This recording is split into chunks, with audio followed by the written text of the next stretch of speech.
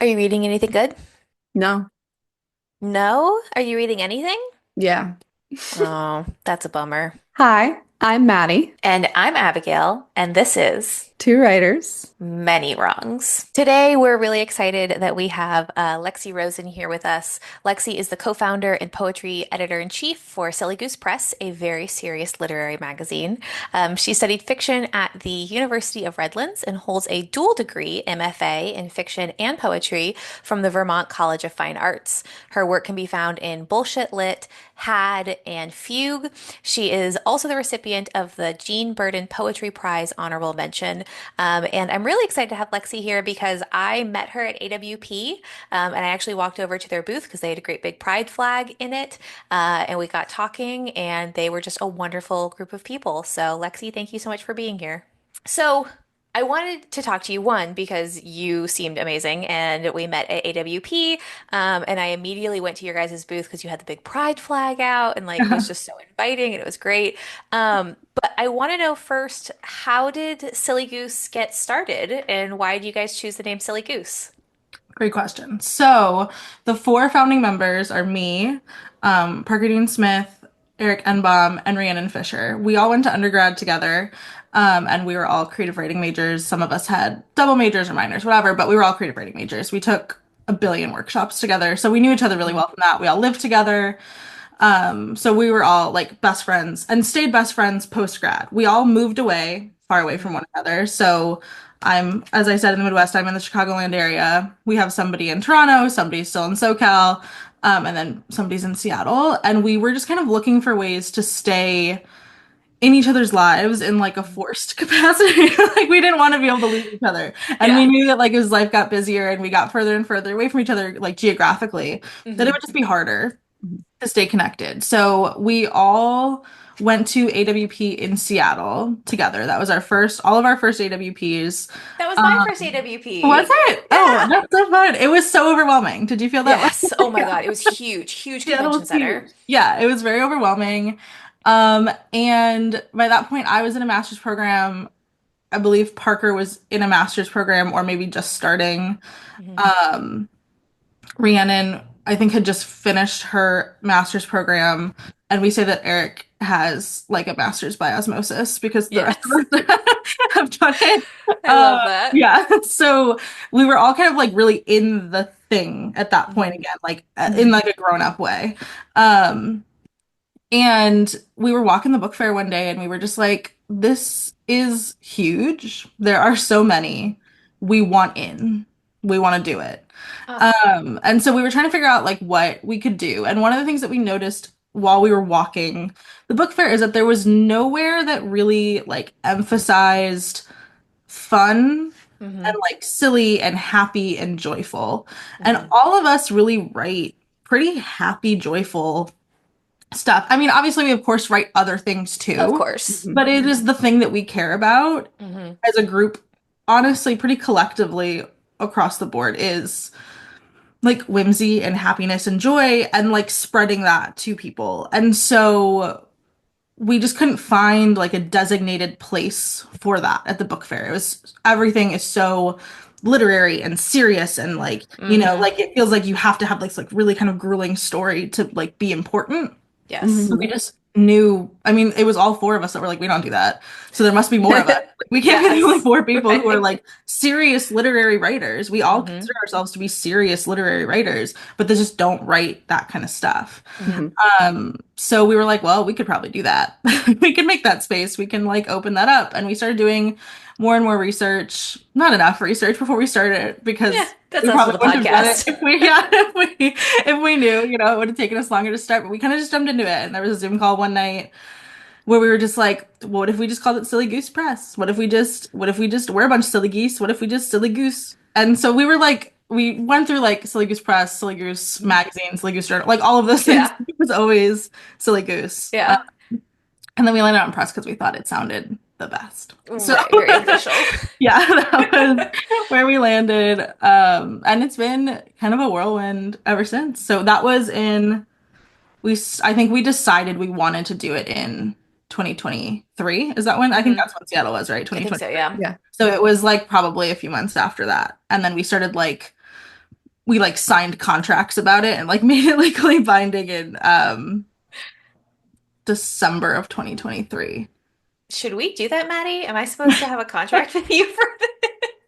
My mom Uh, is an attorney, so I I have love always that. been under the Yeah. guise of like everything needs to be in writing and needs to Well, have a I contract. really, I so appreciate that you guys took it so seriously because I feel like that's kind of one of the things as writers is that we have all these big ideas and we have all these things we want to do, but I know at least I am like notorious for not always following through.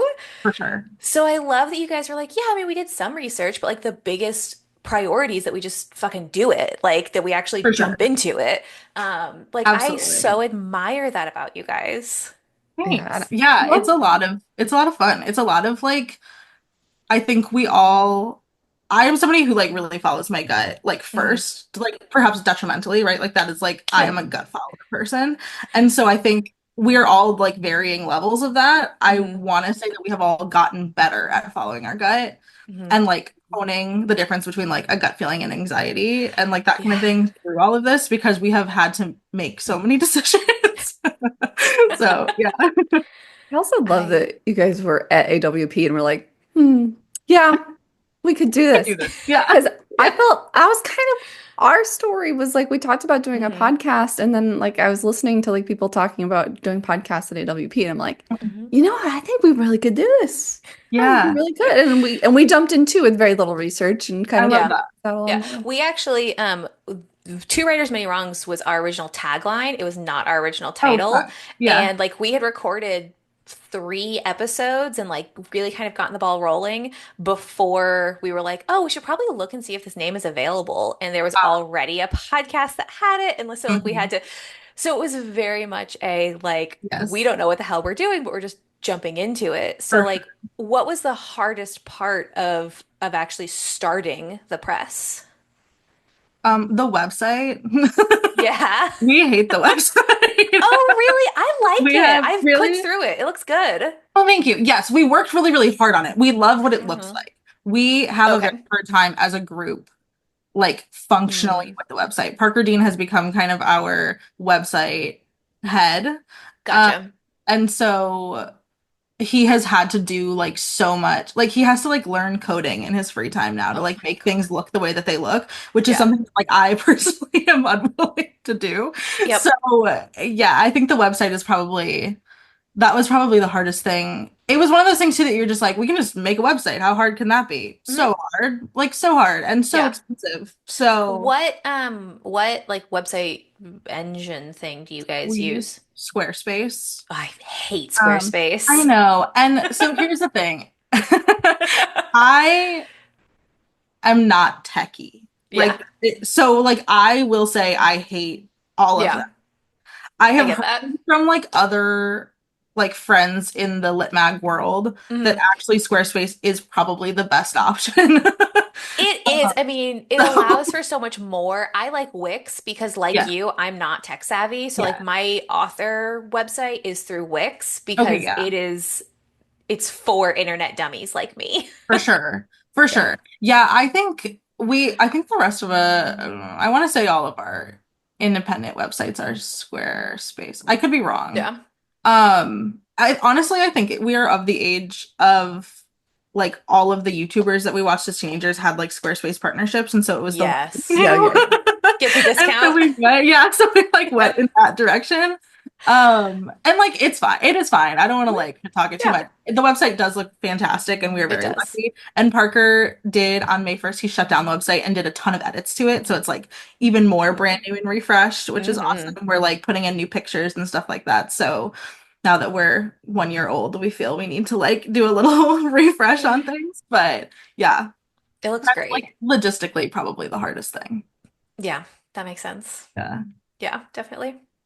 Um, I love how committed to the bit you guys are. Like all of the emails, I don't know, because Maddie, I think you've been CC'd on all the emails back and forth, but like the whole thing of like, let me talk to the flock and like, Yeah. oh, let me jump in our pond. Like all the geese are really excited. I'm like, these are my people. They are so committed to the bit. It's If it's we do great. one thing, it is commit to a bit for sure. It's Yeah. Very it's so serious, good. very serious about being silly geese. Yeah. Yes. Yeah. definitely. It More. is Yeah. one of the things that we actually talk about a lot is like our brand's voice and like, Hmm. like the person that we're presenting or like the goose that we're presenting and what that Hmm. like looks like to the world. And so we actually had a meeting last night where we were kind of talking about we're like looking towards growth. We're thinking we're Hmm. going to expand soon in some capacity and bring in like more folks into it. And so if that's true, then we have to become even more detailed in like what we expect and Yeah. like what Sir Goosington would say. Because we kind of Sir all need to be yeah. Goosington. Sir Goosington the third is our man. I love it. I He's our love guy. it. He's our little goose. He was at AWP, the little plush goose, Sir Goosington. Yes. Yeah. And we kind of like need to like be able to detail that voice. Hmm. So we've been going through and we're making all these documents about like these are the phrases that Sir Goosington the Third, who you would be writing from, Yeah. essentially. If you're writing from Goose point of view, Hmm. it's Sir Goosington the Third's point of view. These are the things that he would say, and these are the things that he would not say. And like, You nailed it. thank you.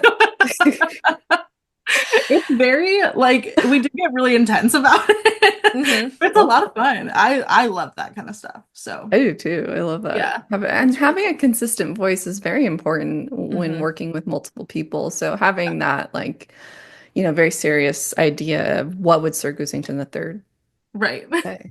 Yeah, Yeah. Right. It's Yeah. important. it's important. Yeah. That's fantastic. I do want to talk about a little bit of like the actual process side of all of it. So Yep. you guys have been around for a year. You have 4 issues out. What does the process look like of somebody who wants to get published with you guys? Like, say I send in my work, Mhm. what happens to it? Okay, great question. So the way that it works right now, it's a little bit dependent on what genre you're submitting to. All of Okay. the editors have a bit of a different process. Hmm. Like timeline wise, we're all a little bit different. We all obviously have like other things Right. beyond Goose. So it depends on kind of what's going on in our Hmm. lives as well. But generally, we're open for about a month at a time, typically. Right now, we're actually open for our Pride issue. Hmm. We're only open for 1 week. So we're doing like a mini issue. It'll be much shorter, Hmm. compact. We're calling it unedited. So Cool. we're not doing anything to the work. We're just taking it and like doing a copy edit type thing. Hmm. Um, Usually we're open for a month. We all share one email currently. We're Hmm. working on submittable for next time because we're all losing our minds lately. But right now it is literally one email, which means that we get an email. We got many emails this past submission period, which is fantastic. And Hmm. it means that we have like 300 unread emails in our inbox. And we tag things in like the Hmm. labeling system in Gmail for different Hmm. for the different genres. Yeah. Each genre editor will go through their submissions. Hmm. Um, Once your submission has been emailed to us, the chances of somebody actually reading it within 24 hours is like 95%. Wow. We read things pretty much as they come in, but we Hmm. do not send rejections or acceptances right away. We Hmm. try to get it at least like I don't respond to things right away. I wait until everything is done. For the most part, Hmm. like submissions are closed. Most of the others will send things pretty quickly. I try and make sure that we try not to send things before 48 hours because it just feels too Yeah. quick, even if we're sure on our Oh, decision. I've been rejected within like an hour, so I get Yeah, that. and like that doesn't feel good. Yeah. Like, No. because you're like, did you read it? Like, Yep. are you Yeah. sure? So yeah, we're trying to like make sure that we give every piece. Hmm. We read things multiple times. Yeah. But yeah, so they'll get sent in. We will read it probably immediately. We get really excited when things come in, so we read really fast. Yeah. And then we log everything in this big, huge honkin' doc spreadsheet called the TLDR. Hmm. Which is ironic, of course, as it has gotten Yes. Yeah. bigger, but that is what we've always called it is the TLDR. So that details like all of the writers' information that we have. Hmm. And then that is like where we make our checklist of like, yes, Okay. I want this. No, I don't want this. Oh, I want this, but maybe for a different issue. This is a Hmm. maybe. This is a like maybe plus. Like we Hmm. kind of like differentiate in that way. Um, and then, like I said, it depends who your editor is that you'd be working with. So, like for me, for poetry, I will read everything pretty much as it comes in. And then I will not respond to people until I can do it all at once Hmm. because I want to make sure that the poetry can all talk to each other and to itself. And I Hmm. can talk about like that curation. So Yeah. even if I'm like obsessed with a poem, I don't want to say that I can take it until I know that it makes sense with Hmm. all of the other poems in that issue. And then if it doesn't, I'll say like, okay, I want this, but I want it next time, and then I can build the issue around that poem or, Yeah. whatever that may be. For the others, I think it's a little bit less like they're not necessarily trying to make the pieces speak to one another Hmm. same way, just because of the nature of Yeah. like short stories or like can be more Nonfiction. Yeah. nonfiction also. But usually we end up finding Hmm. through lines. So yeah, then once we kind of have all made our decisions, we all send out acceptances and rejections um at differing points, but it's Hmm. within like in the past, it's been within a month to 6 weeks of getting everything, like the Hmm. final day. This issue, we're trying to do it all in the 2 weeks after. Wow. I Um, mean, even a month is such a quick turnaround in the world of literary magazines. it That's is. really, Yeah, I feel like that shows that you guys are a group of writers going into all of this. for Like, you sure. guys are really, everything you're talking about is so understanding of the writer's perspective. And like, I really love that. Do you guys, are you the only readers when selecting, or do you like send it to other people? So that's the four of us, and then we have our fiction reader, Ian Wirtz, who has come on in this last issue and been such a help. And then we are moving towards the idea of taking on more readers Hmm. to kind of help us go through Yeah. the slush of it all. Hmm. Um, as we get bigger, we obviously get more submissions. Fantastic, Right. thank God. Great.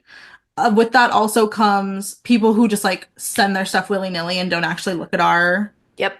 like Hmm. guidelines, which like not what I do as a writer, but I understand the grind. Yeah. Congratulations. Right. Yeah. Um, so like we don't need to read that necessarily. Yep. If it's just like gonna be an immediate no, it Hmm. doesn't need to be something that like we Yeah. go through. And the other thing about us is that we all like more than 50% of the rejections that we send are really personalized and give Hmm. advice or feedback or ask for revisions or something like that.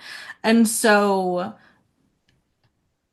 like it would be better in some capacity if we could like put all of our energy towards that because we all really like Hmm. cultivating those relationships and like we all like editing. Yeah. Right. So if we can like actually have kind of the energy to do more of that like editing and like requesting feedback and that kind of stuff Hmm. versus like culling, that's Yeah. what we're wanting. But for now it is really like the five of us. There's Hmm. also we have Julia Shelley, who's our project manager. Hmm. She came in at the beginning of this year, and she is saving us. And she is the only one of us who is not a writer. She is a writer. Hmm. She doesn't call herself a writer. Mhm. And we've been friends since we were 3. She was my first friend. So Oh. came in to kind of like lead us directionally. She like does project manager. Like that's what she does, Yeah. like career in like Yeah. corporate. Yeah. So she is like very sweetly giving us direction. And then we also have Annalise Shoops, who is our copy editor. She comes in once we have our yeses. Cool. Mhm. Yeah. That sounds like such a lovely team. Yeah, Like, it is. It's really great. Yeah. very cool. Um, how often do you guys put out an issue? Quarterly or Mhm. so. We are also this year, it was about quarterly for our first Right. year. We are planning on keeping that and adding in mini issues when we Cool. can. It like dependent on all of our Hmm. will. Of course. So Yeah. like Yeah. we have the pride issue that's really important to us. Hmm. We have like a ton of queerness amongst us, and so it just feels Yeah. necessary, especially right now. I mean, like it felt necessary Yes. before, it feels necessary right No, now but yeah, to like absolutely. create special space for queerness. Yeah. We keep laughing that like every issue we put out is a pride issue. So like, it's not entirely that different, but it feels nice to like label it as such and like make it a designated space. Right. Yes. But like, Well, yeah. it's just Yeah, that way. it's it's standing true of like, hey, like we're Mhm. not skirting around this. There's no ambiguity. Like Right. we are for the community. For Like, sure. For yeah, sure. And I exactly. think too, like when you have, like I've been noticing because some of those submissions have started coming in and I've been like glancing at them as they come through the inbox that like the things that people are willing to send for like a designated queer issue are different than Yeah. what they're willing to send for just like a regular standalone Hmm. issue, Mhm. like generically. And even like we've had some people submit who have submitted to us before for just like regular issues, standard Hmm. issues and the content is just so different. So it's interesting to Huh. see like how the call kind of changes Yep. the submission for our writers as well. Hmm. Yeah. That's really cool. That's Yeah. really cool. Um, can you talk about specifically what kind of stuff you guys are looking Yes. So for we each genre? say, yeah, we say that we want craft forward whimsy. And we're looking for the magic in the mundane and the magical, and then writing that makes us remember why we love to read. Mhm. So those are like the things that we say. What does that actually mean? Right? We want stories. They don't have to be like happy, Hmm. joyful stories, but we need to like feel better for reading them. Hmm. So like something it like can't be like too Yeah. intense, serious, upsetting, that kind of stuff. Um, People ask us at AWP about like horror and things of that nature. Hmm. We do love like weird speculative stuff and we love like myths and folk tales and all that, which like so then you're getting towards horror, definitely. Right. I think like the way that I was explaining it at AWP was that it should be a piece that like you could read it the first thing in the morning and it wouldn't like alter the course of your day in a negative Nice. and you could read it right before bed and still be able to fall asleep. Hmm. Yeah. So like that's kind of our line. The whimsy, right? Like we just want spontaneous magic. I think Hmm. a lot of us want like that kind of like romance novel magic of like or like Yep. being the virgin, like it's snowing inside because I'm in Jane the love, Virgin. right? Like Yeah. yeah, me too. So Obsessed. good. So It's so I've watched good. it so many times. Yeah. So yeah, like that sort of thing. And then Hmm. craft forward, we really care about the quality of our writing. Mhm. So we want things that are polished. We want things that are done in all Hmm. respects, right? We do end up making a lot of edits, not a lot of edits. We are open to the editing process. At this Hmm. point, we're hoping to like do less of that as we get more and more submissions. Right. But as I said before, we all do like editing, so I can't Mhm. imagine it's gonna like stop Yeah. altogether. Right. But yeah, we're looking for like writing that knows that writing is an art and like Hmm. they are like Mm, using that power to make a piece. I love that. Yeah. Very cool. Do all of you have to agree before a piece gets published, or is the editor in chief like if you are poetry, you get the final say on poetry, and it doesn't matter what anybody else thinks?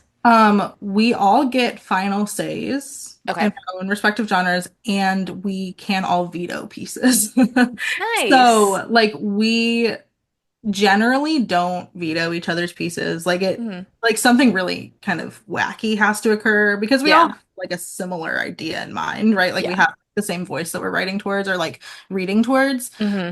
Um, but like every once in a while something will come in the inbox and like somebody will read it just because like we're also nosy and we like to read Yeah. Yeah. stuff. Be like somebody will read it before that editor has read it and then Okay. hey, by the way, veto. We're not doing that, just so you know. And they'll be like, great, done. Now I don't have to read No this. Great. worries. Yeah. It'll be like a skim How versus like a full read. funny. Yeah, yeah, yeah. But yeah, it's pretty independent in that way. Cool. Yeah. I'm marveling at how uniform your guys' voice is, even though Oh, it is so individual, like that's just it speaks to the fact that you guys have known each other for so long and that you met in undergrad.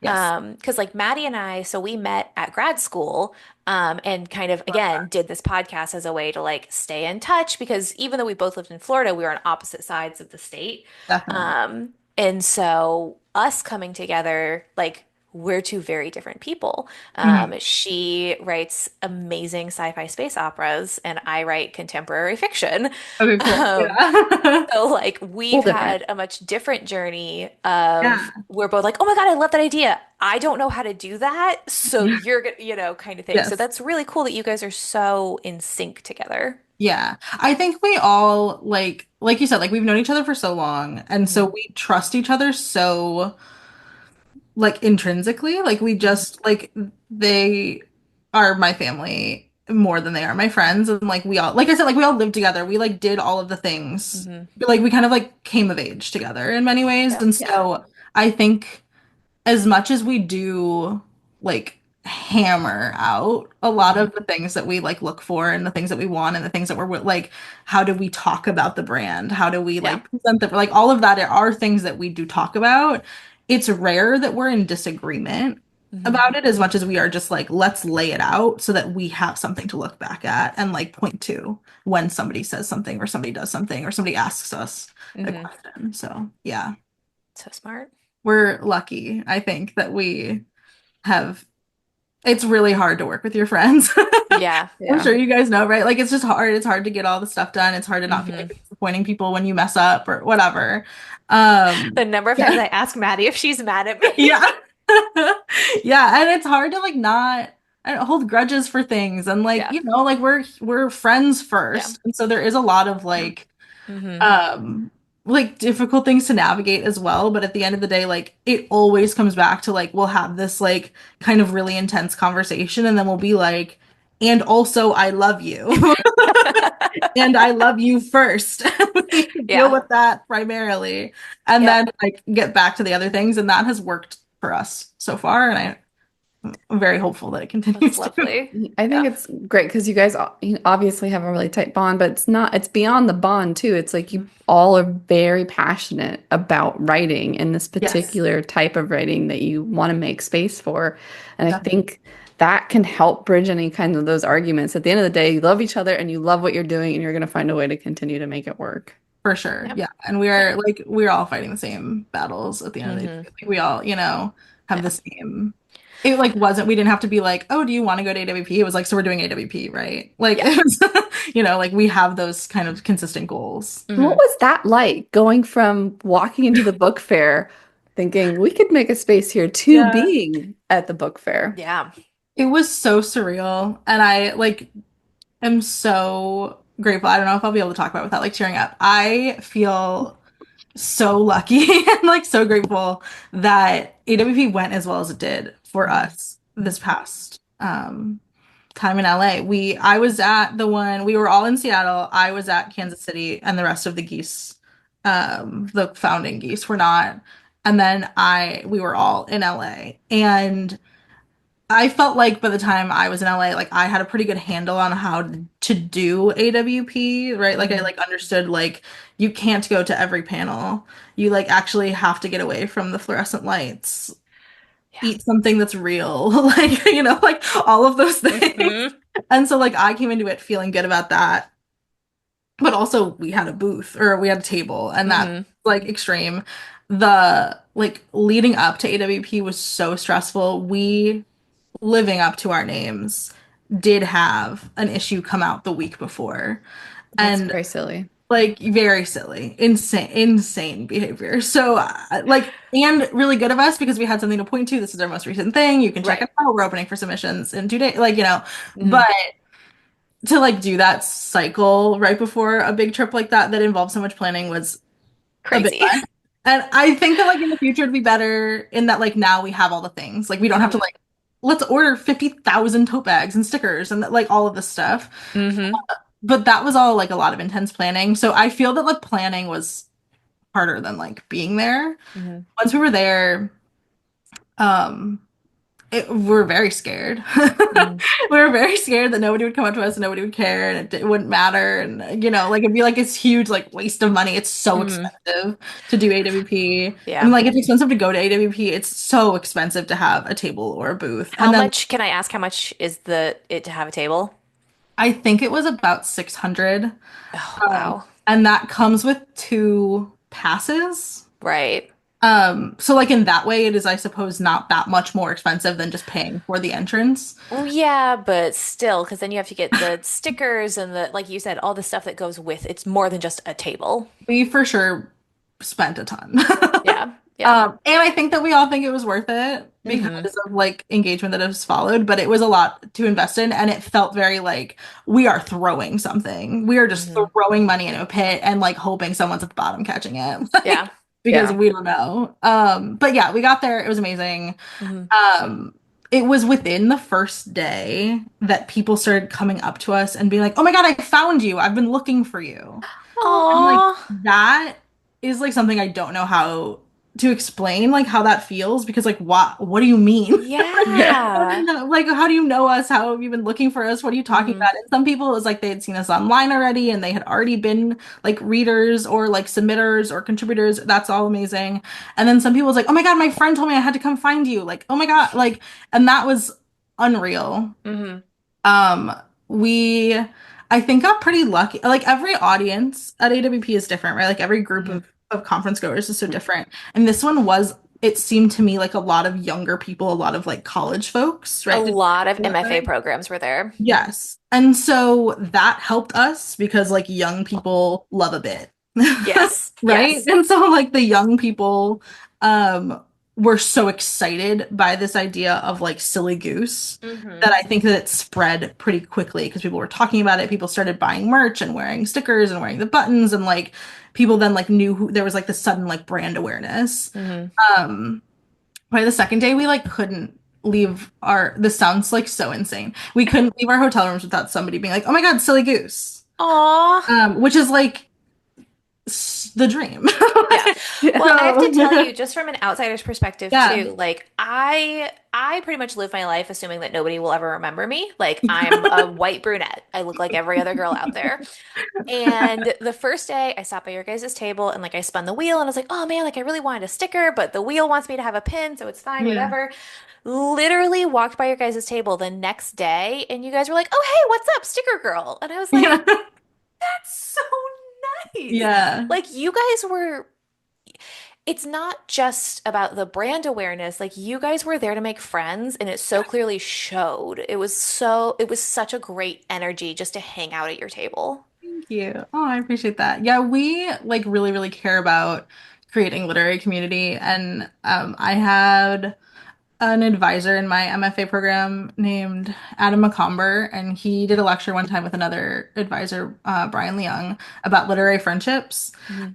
and how like the way that you stay alive in writing is through literary friendships, and like if you do not have them, it's almost like what is the point of doing the thing that you're doing? Mhm. And so like that was something that I heard in my MFA and like took seriously. Yeah. I took that that has become like kind of one of my like core pillars of personhood is like literary friends are the reason that we exist. And Yes. so I think like that was something that I really it was something that we all had agreed on anyway, but now we had a name for it. We had this idea of literary friendship to like take into Goose, and it is Mhm. something that we care so much about. All of us like love making friends and love community and all like really value our communities separately and apart as well, or like separately and together, all of Mhm. that. So I think like we were really excited to just meet as many people as we could and like make as many connections as possible. And it's been really cool to see submissions from people coming through that's like, "Hey, I met you at AWP. I'm this person." And we're like, "Oh my God, it's that person." That's so Like, nice. so it's really cool. And I think like we are still small enough that we like Mhm. do remember people and like can like make those genuine connections and like, have those bonds. So it's really great. I'm like, we really care about maintaining that as we scale. So we're Yeah. like figuring out how to do that. Really Yeah. special. That's very Hmm. special. Yeah. Thank Yeah. you. Yeah. Um, I have so many more questions about the press specifically, but Yeah. I do want to switch gears just a little bit and talk about you. Okay. So you are also a writer. I am. How are you balancing your own writing along with trying to do this? I assume that you have some other career to make money because we all have to have some other thing. Like, how do Yeah. you find time to still work on your own craft? Poorly. Like I don't do it well, I will say. So I do have another career. I own a tutoring center, so I work with kids as well. Oh, Um, Aw. and I love them and I love it and I'm very grateful for it. I'm very grateful that the parents of the children that I work with are very excited by the idea that I could have like this other life type of thing. Hmm. Like, I do often feel like a Hannah Montana situation where I'm like having kind of two very distinct personalities, Hmm. or maybe not personalities, but just like personas. Like there's Get the different best of both things happening worlds. for sure. And so I think like a lot of that, like the parents that I work with are very Hmm. like forgiving of me being like, I'm actually jetting off for a week to go do this thing for writing. And they're like, yeah, great, have fun. Like Aw, that's amazing. And then Goose takes up a ton of time. Ton of I would time. think So so. much more time than any of us could have predicted by like large numbers. And I'm very grateful for it and I love doing it. So I do often prioritize Goose. Hmm. Um, I like the age-old question is like, how do you write? Right, of Like, course. where am I gonna do that? I work right now, I'm working on a novel. I have a draft of it done. I have another draft of it due at the end of June, to an advisor that I work with in my MFA who I'm working with now privately. And so Nice. I pay a person money to give me a deadline. I love Is that. like very literally how I do that. I Mhm. also have my Hmm. friends who I'll be like, okay, I'm this is my goal. And they'll be like, great, do it. And like there is that, like kind of, That's what I'm supposed to accountability be as doing for you, well. Maddie. That's what I'm supposed to be Yeah. Please, doing. please. She'll say I have a goal, and I'll be like, oh, cool, and she'll be like, I Yay. didn't meet it. I'm like, that's okay. Yeah. Yeah. I do think I have some like really good accountability buddies. Ian, Yeah. who is our fiction reader, is like really good at being the right amount of mean to me when I don't go, like follow through on the things that I say I'm Hmm. gonna do. Yeah. Um, And so, like, when I was finishing the draft of it, I would be like, okay, like, I have to finish this many words by this day. And he'd be like, okay, if you don't, I will not speak to you until you finish it. And, like, he would follow through on that. And, Yeah. like, that is really helpful Hmm. for people I like tell my me. husband all the time, I'm like, Yeah. hey, I need you to bully me because I'm not going to do Yes. this otherwise. And he's like, what the Yeah. hell does that mean? I'm like, just be Right. a little bit mean. Just a little mean. Yeah. Yeah. Sometimes you just need it. I don't know. And I like, we also are all obviously so supportive of Yeah. each other as well. But sometimes you just need somebody to be like, you're not doing it because you're afraid. Just do Yeah. it. Yeah. And like that is often true for me. I am often like the thing that I get stuck in is like, what if I can't? What if I've forgotten? Like, what if I don't know Yeah. how? And then people are just like, do it. And I'll okay. So Yeah. true. Yeah, Very so cool. Do right now I'm you, like working towards making sure I have time in my day to work. Yeah. nice. Do you send out any like poetry or short stories or anything on submission to other journals? Absolutely. How does that feel knowing the background? It's funny. I think it in some ways makes it all a lot easier. The rejections like don't sting in the same way as they did before, frankly. Like because I get that like it's not always that the writing isn't good. It's that, like it's just not right for that Right. like publication. Hmm. It does make me really picky about my rejection letters because I like how I send rejection letters. Yeah. So like it does make me a Hmm. little like I would I don't know. I like sometimes we'll get email, especially now with Goose, like every once in a while I'll get a rejection that's like, these pieces aren't a great fit, blah blah blah. Like PS huge fan. And it's like, well, that's odd. Thank you, and I'm so glad. But Take the also that like, sucks. so I think like it's just kind of a weird thing. And I mean like that's just kind of part of it, I guess. Like Yeah. if you're like identifying in the public eye, like people are gonna say things and do things like that's all part of it. Yeah. And I do like truly understand that like my work I think is like pretty specific and it's not like for every mag and it's not for like every audience and I Yeah. get that and that's all fine. Yeah, but yeah, it's a weird thing. It's also Hmm. weird because you're like starting to make more friends in like the editing community. Like we know now like a little sector of these like indie Hmm. lit mags and those editors, and so it's a strange like, do you like me? Do you like me? Do you like my work? And then like you have to be like, oh, they still like me. They just like it doesn't fit that thing, or Yeah. But Right. I mean, it's the same amount of like frustration, I think, is Yeah. Hmm. like the rejections suck every time. They Yeah. do. So, but yeah, Yeah. Nice. Yeah. And then you get the form rejection. And sometimes those magazines are like, we don't Hmm. have time to do personalized, so we just send a form rejection. And you're for like, sure. hate me. They want to I set all of know. my work on fire. They Yeah, personally have a vendetta against me when that's simply just, they're it's like, hard not Yeah. to feel that way. And it's especially hard when it's like, oh, this magazine has held on to these three poems for 6 months. Yes. And you're like, wow, this is the one. Like, they're gonna take one, or like they're gonna send me a personalized rejection at least. It's gonna be Hmm. tiered.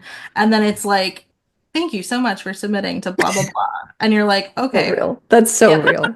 Yep. great. Yeah. So Yeah. That, Yeah. so there's a happy medium, right? Because we were talking about earlier how it's like if you get a rejection like the day you submit it, you're like, oh, Hmm. like yeah, you're what? like, oh, Either Right. you didn't read it or there's something so horribly obviously wrong right. with it. Right. You know? You're like, did But I misspell everything? Have I used every Yeah.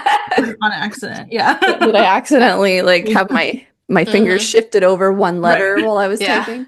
Yeah. But then there's the like they hold on to it for 6 months and then you get a form rejection. Yeah. That's so painful. It It's is. Yeah. why did you hold on to it for so I long? know. I Hmm. find it, I'm sure this is like this will like, bite me in the ass one day type situation, but like I find it really hard to understand why any magazine holds on to something for that long. And like Yes. I get it entirely totally in the Hmm. way of like, oh my God. Like for this window, this past submission window, I will now in the next 2 weeks be working my way through 340 poems.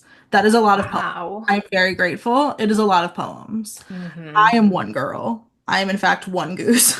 Yes. And One so goose. that is a lot of poems for me to work through. But those bigger mags have teams of readers. Right. They have more people. So Oh I my gosh. am like, and maybe again, I'm like Hmm. hopeful that one day this will be all, I'll be like, oh, she was so silly and she Yeah. didn't, and I'll understand why it takes so long to do those kinds of things. Hmm. And there's like, those types of big mags are some much more bureaucratic, depending on how you file as a magazine as well. Like, Hmm. you have different rules. So like we are an LLC so that we didn't have to like report to a board. But if you are, a nonprofit, you have to report to a board before any like big decisions. Wow. And so I don't know if that includes like Hmm. decisions as far as like which pieces you take. Like I don't know what that looks Right. like for those types of mags. Hmm.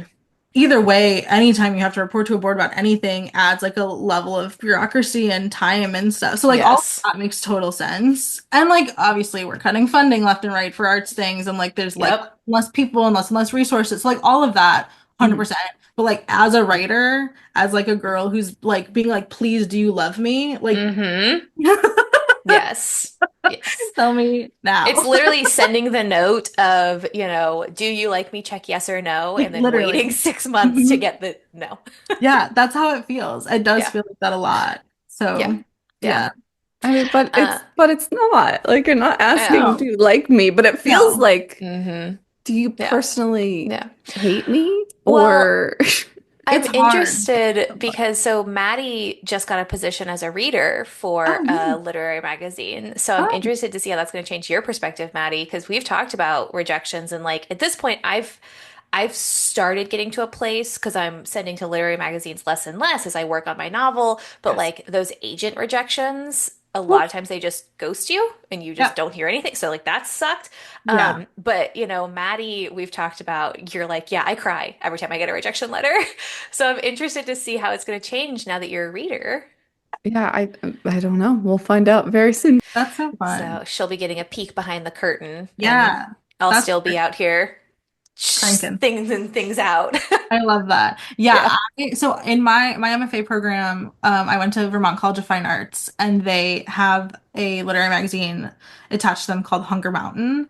And like as a student, you could read for Hunger Mountain. So I did that for a Cool. semester and that was my like first like really like entrance at all into literary magazines, and it made me be like, oh, this has nothing to do with me. Like this, Yeah. everything about literary magazines is so beyond the individual. It's like Hmm. so big and grand, and there's all these like other competing factors involved, and especially like things attached to like universities. Like there are so many Hmm. things to consider because besides the like Hunger Mountain brand, right? Like you're considering like Yep. UCFA as a brand and like how Right. that changes over time, changes the way the magazine is reflected, like all of that Hmm. is true. And I will also say that like as a reader, you will be like, oh, some of these things are just not ready to be sent Yeah. anywhere. Like you are so excited and I am so proud of you. What are we doing here? So you see that a lot too, and that's, Hmm. part of it as Yeah. well. Yeah. I get that. Yeah. Yeah.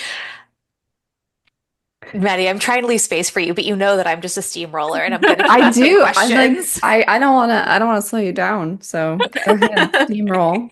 No, I'm trying to leave you space. Well, I'm giving you permission to. Okay, okay, thanks, thanks, thanks, I thanks. love this. This is, I mean, when we have our episodes where we're not interviewing somebody, like Maddie has such wonderful articulated notes that she's been like thinking about whatever else. We get a person in front of us and we go full like golden retriever black cat I energy love it. where I'm like just slobbering all over the guest and she's like, Which I think is okay, great. calm down, bring it down a little bit, like you're good. It's an Uh, important, it's a good partnership. You know? exactly, Yeah, exactly, we yeah. Yeah. complement each other. Yeah. Exactly. But I do want to know, like, what made your decision to go to grad school? Because we've had that discussion a lot as two people who obviously met at grad school. We've interviewed a lot of authors who didn't pursue that, or maybe like much later in life they decided to do something like that. Like, what was your impetus for going to grad school? Yeah. So I graduated from undergrad in 2021 and Hmm. started grad school in 2021. Good for you. I took one semester off and then I started like the winter 2021, 2022 Hmm. CFA. So my like big career goal when I was 21 and 22, when I was making Hmm. those kinds of decisions, was that I wanted to be a college professor. Mhm. And you cannot be a college professor without those types of degrees. Yep. And I still would like to be an undergrad professor or a professor in a grad program or something like that. That is still something that I would like to do. I have, of course, now realized that you have to do all of these other things in Yep. order to be like a full-time faculty at a program. So like Hmm.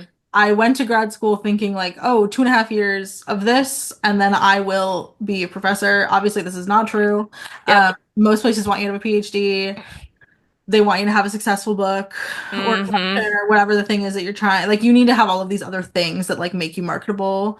Yep. Um, and like Or you have to be an adjunct and just for eat sure and dirt make the whole time. for sure and eat, yeah, Yep. have $0. And Yeah. so um that yeah, that was my like impetus for starting as quickly as I did was that I wanted to go into teaching right away. Hmm. And also like it was still the pandemic and I was Hmm. like still wanting school. My undergrad, like I said, I graduated in 2021. So my entire like second half of junior year ish, not quite, but like half of the second half of junior year, and then my Hmm. senior year was entirely online. We like did it Wow. on Zoom. And I went to school at the University of Redlands in Southern California. And so like very luckily, like us for like me and my friends that were living in the house that we lived in, like going to school Hmm. on Zoom meant like we could sit in our backyard and like Zoom into classes. And that was like lovely and in many Hmm. ways very fun and fine.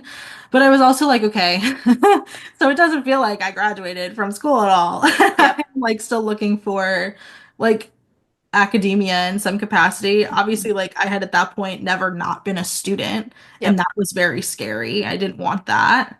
Hmm. So I started looking at grad programs, and I knew for me that if I went to a full residency program where I was like living there full time, that I would feel because VCFA is low res. Yep.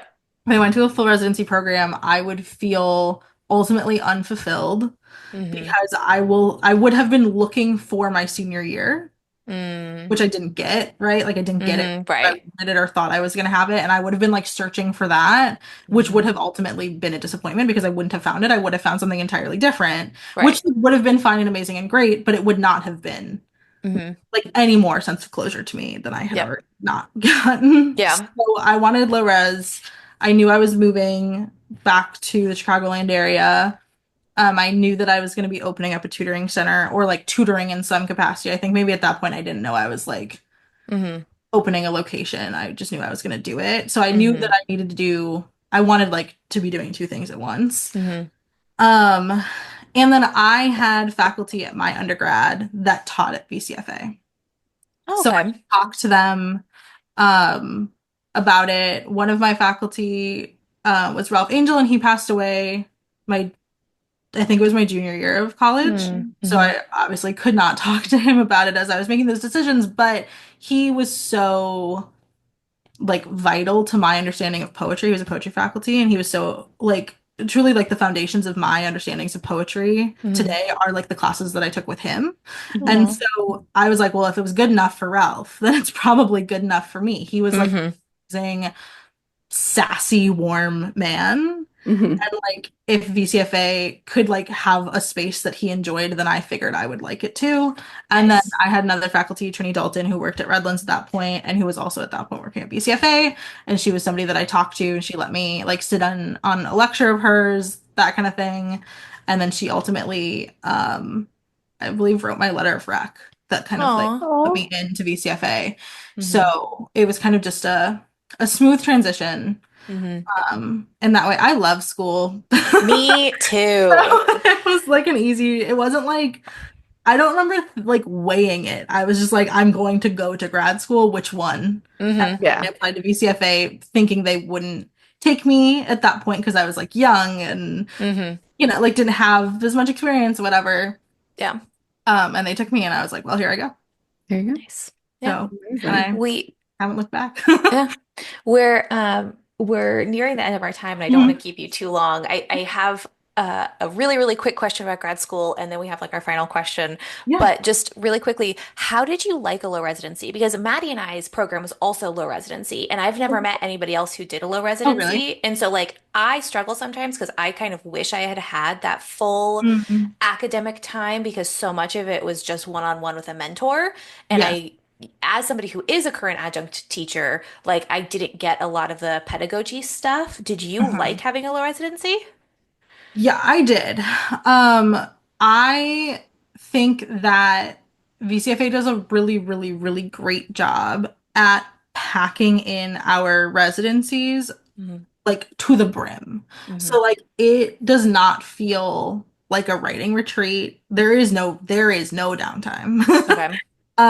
You are there and you are in, I mean, like you don't, obviously you don't have to go to every single lecture. When you are me, Yeah. you go to every single lecture. So Hmm. I was in lectures, I would be in lectures from like 9 a.m. to 9 p.m. most days, or Hmm. workshops, or like visiting readers, visiting writers, all of that kind of stuff. I would be like pretty much in the room 12 hours a day and then like go out after and like Hmm. do the social thing. Yeah. So I that worked really well for me because like I said, like it didn't feel too much like college, Hmm. but it felt enough like college that it was not uncomfortable to me. Hmm. Yeah. And then I um like have a lot of intrinsic motivation. Hmm. Yeah. So I think that like working one-on-one with faculty was really nice. I had come from a creative writing undergrad so directly, Hmm. and that was like so many workshops and so many it was like I said, I went to the University of Redlands, which is like based on a graduate model. So like your first creative writing class is a workshop. Like and it does not stop from Wow, that's awesome. there is no like lecture. Hmm. It is all workshopping and then like two electives that end up being workshops anyways most of the time. Right. So and I did not double major and did not have a minor, so I ended up kind of just doing the creative writing degree twice because they let me. Hmm. So I took Cool. as many classes as I could twice. So I had come like pretty strongly from that and felt within like a semester at BCFA felt like it made sense for me to be there and that I Hmm. was like I was on par with everybody else. Like it felt like good. Cool. Yeah. Um I think like working, like I said, so like working one-on-one with an advisor was really good for me because I had already had so many people's voices in my brain from Hmm. undergrad that like anything more than one person's voice at that point was kind of overwhelming to me because I had Right. already like had all of these things to kind of consider and deal with and weigh. And so then Hmm. like stepping away from like having 40 people's voices on your papers at all time and on your pages like made things more clear and easy for me to understand. Mm. And I think like VCFA does a really good job. All the faculty are so amazing at like communicating so constantly. So like it was often that the way that our schedule worked for the most part when I was there was you had 5 packets. I think now it's 4 packets, but you would Hmm. turn in for fiction, it was like 25 to 35 pages of That's work. how ours was. Yeah. Yeah. Um, and then for poetry, it was like 8 to 10 poems or something like that a month, Yeah. basically. Um, And then like your advisor would give you like written feedback and whatever. Hmm. And then most of my advisors would also either like give a voice memo Hmm. or like we'd have a phone call or I always did a phone call with my advisors. It was yeah, much you easier for could me. for sure. And like you could always ask for extra phone calls and extra clarity and like that was Hmm. great. So I felt really connected in Nice. that way as well. And then like as we got more and more into it, I was like very, very involved at my school. Hmm. And I still am. Like I go back now as a graduate assistant to like help out with residencies when they Aw. so um I did a lot of like I was like on the student leadership committee, which meant that I was like constantly meeting with like a billion people all the time in the school. So I felt Mm. very connected. I was had a fellowship my final semester where I was event coordinating for the writing program. So I was like helping to put on like semester events like workshops and readings Hmm. and that kind of stuff. So like I found ways to like be as connected as possible to the student body. But So like what I'm hearing is that it's my fault. I felt really disconnected. it's your fault. I just didn't overachieve enough. I think it's that I am an overachiever and I Yeah. also like love like really need Yeah. connection to Good like for make you, though. things worth doing for me. And so like those kinds of things like come I don't say like come easily, but like they come naturally. Like I like Mm-hmm. have the desire to jump into those types of Hmm. Mm-hmm. scenarios. So That's awesome. yeah, I love it. I had a lot That of fun. I am not surprised that with that level of energy that you guys have jumped into Silly Goose so enthusiastically. That's really cool. Thank you. Thank you. Yeah.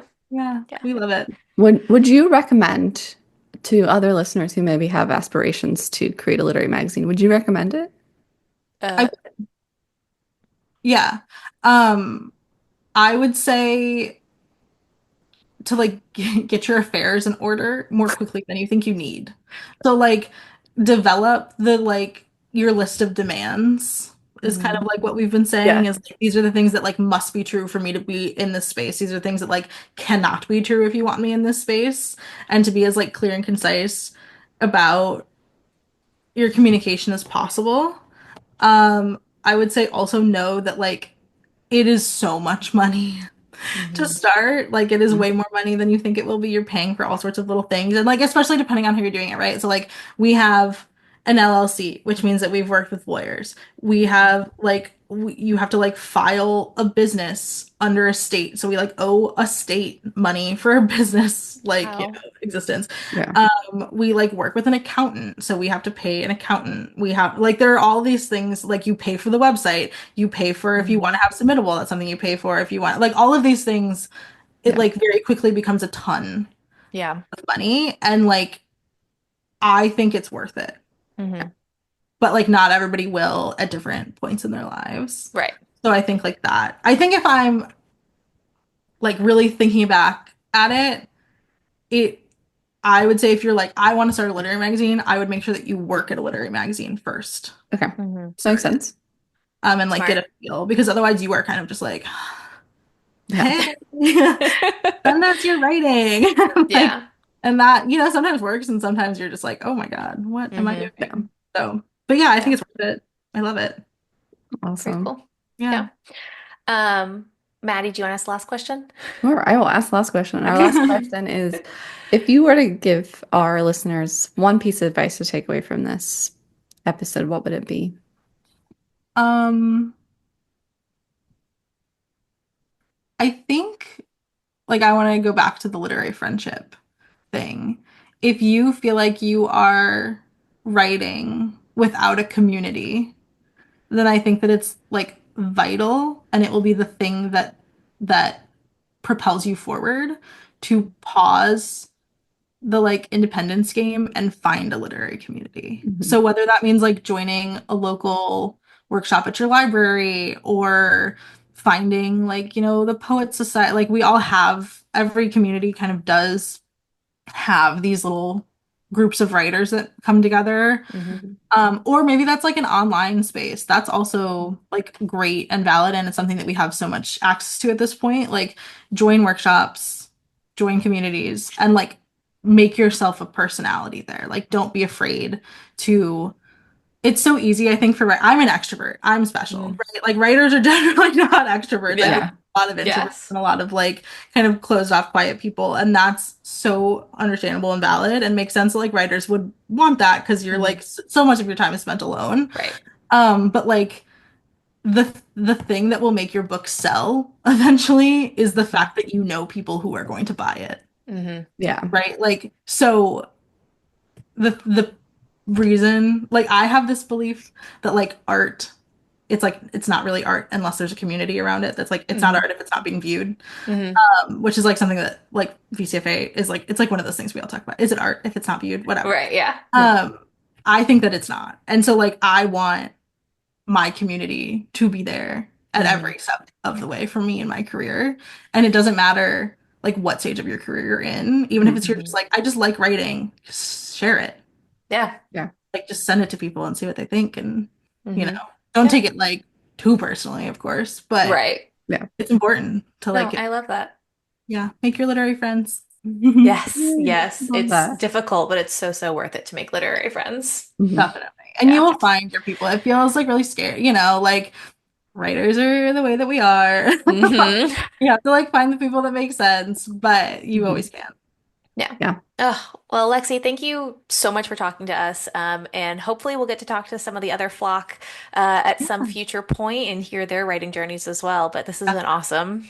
Thank you so much. I've had so much fun. I love that Yay! you guys have this podcast. Obviously like love the friendship, and I think that's so much fun. It's been so fun to be here with you guys. I mean, it really is exactly what you talked about. It is our goal to build out our literary community because we Yeah. really miss that from grad school. Definitely. For Yeah. Yeah. sure. Yep. Yeah.